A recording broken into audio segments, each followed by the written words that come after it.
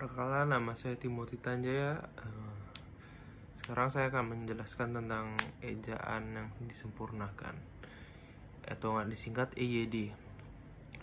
Ejaan bahasa Indonesia yang disempurnakan, yang disingkat ejaan yang disempurnakan atau EYD, adalah ejaan bahasa Indonesia yang berlaku pada tahun 1972 hingga 2015, menggantikan ejaan baru, serta berlaku kembali pada tahun 2022 menggantikan ejaan bahasa Indonesia.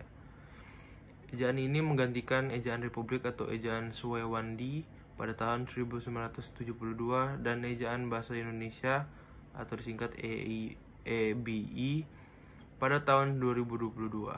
EYD pertama kali berlakukan atau diresmikan pada tanggal 28 Agustus 1972. Pemberlakuan pada pemakaian EYD diperkuat dengan keputusan Presiden nomor 57 tahun 1972.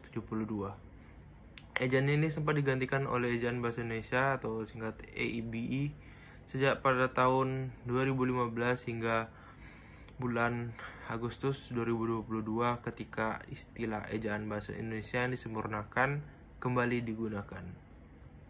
Jika menghitung EIB sebagai edisi keempat, ejaan bahasa Indonesia yang disempurnakan saat ini telah memiliki 5 edisi. Sedikit sejarah pada tahun 1966. Pada tahun 1966, panitia untuk menyusut ejaan baru bahasa Indonesia dibentuk. Panitia ini bekerja atas dasar surat keputusan Menteri Pendidikan dan Kebudayaan nomor 062 tahun 67 pada tanggal 19 September 1967. Pada tahun 1967, Lembaga Bahasa Indonesia dan Kesusastraan LBK, sekarang Badan Pengembang dan Pembina Bahasa, mengeluarkan ejaan baru, ejaan LBK, yang merupakan hasil kerja panitia bentuk LBK tersebut. Ejaan baru pada dasarnya merupakan lanjutan dan usaha yang telah dirintis oleh panitia EJA Malindo. Pada tanggal 23 1972, sebuah pernyataan bersama ditentangkan oleh Menteri Pendidikan Malaysia Tun Hun Seon dan Menteri Pendidikan dan Kebudayaan Indonesia Mas Huri. Pernyataan bersama tersebut mengandung persetujuan untuk melaksanakan asas yang telah disepakati oleh para ahli dari kedua negara tentang ejaan yang baru. Pada tanggal 16 Agustus 1972, berdasarkan keputusan Presiden nomor 57 tahun 1972, berlaku sistem ejaan Latin bagi bahasa Indonesia dan bahasa Melayu.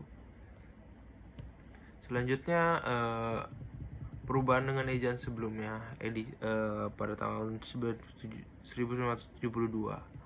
Beberapa ketentuan pada edisi EYD edisi pertama antara lain kayak huruf V, F, V, dan Z merupakan unsur serapan dari bahasa asing diresmikan pemakaiannya.